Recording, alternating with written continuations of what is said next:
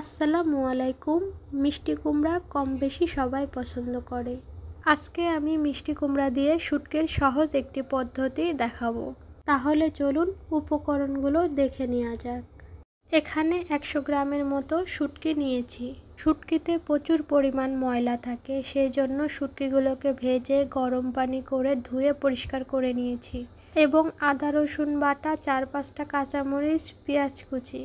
মিষ্টি কুমড়োগুলোকে রেগুলার সাইজে কেটে নিয়েছি। আপনারা চাইলে পাতলা কিংবা মোটা করতে পারেন। এবার রান্না শুরু করার পালা। কড়াইয়ে তেল গরম করে এবার পেঁয়াজ কুচিগুলো দিয়ে দিলাম। হালকা লাল না হওয়া পর্যন্ত পেঁয়াজগুলোকে ভেজে নিব। এবার দিয়ে দিচ্ছি কাঁচামরিচ। কাঁচামরিচগুলো দেওয়ার পরে আবারও হালকা নেড়ে চেড়ে ভেজে নিব। এবার দিয়ে দিচ্ছি আদা রসুন বাটাগুলো। আদা রসুন বাটাগুলো দেওয়ার পর আরেকটু নেড়ে চেড়ে কষিয়ে নেব। এরপর দিয়ে দিচ্ছি শুটকিগুলোকে। যারা শুটকি পছন্দ করে না তারা একবার হলেও এইভাবে ট্রাই করে দেখবেন। আর নতুনদের বলতেছি, আপনারাও একবার হলে এই রান্নাটা ট্রাই করবেন। এবার দিয়ে দেব 1/2 চামচ হলুদ গুঁড়া, পরিমাণ মতো লবণ, 1/2 চামচ মরিচ গুঁড়া। এবার মশলাগুলোকে নেড়ে চেড়ে ভালো করে কষিয়ে নেব। মশলাগুলো যাতে পুড়ে না যায় এই জন্য দিয়ে দিলাম অল্প পরিমাণ পানি। পানি দেওয়ার পরে মশলাগুলোকে আবার কিছুক্ষণ ধরে কষিয়ে নেব। এই পর্যায়ে আমার কষানো শেষ। এবার দিয়ে দেব মিষ্টি কুমড়াগুলো। এরপর মিষ্টি কুমড়োগুলোর সাথে শুটকি মাছগুলো কষিয়ে নেব। আপনারা যে কোনো শুটকি দিয়ে কুমড়ার এই রেসিপিটা করতে পারেন। শুটকি মাছ রান্নার আসল সত্য হচ্ছে পেঁয়াজ বেশি লাগবে, তেল বেশি লাগবে, তা না হলে এর আসল স্বাদ পাওয়া যায় না।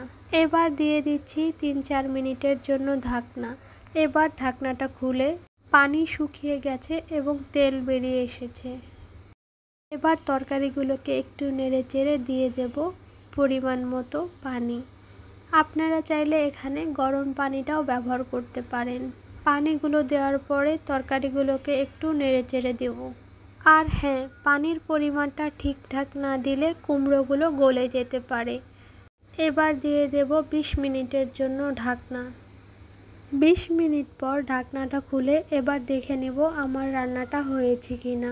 কুমড়োগুলো কিন্তু একদম সিদ্ধ হয়ে গেছে। এই পর্যায়ে লবণটা একটু চেক করে নেবেন।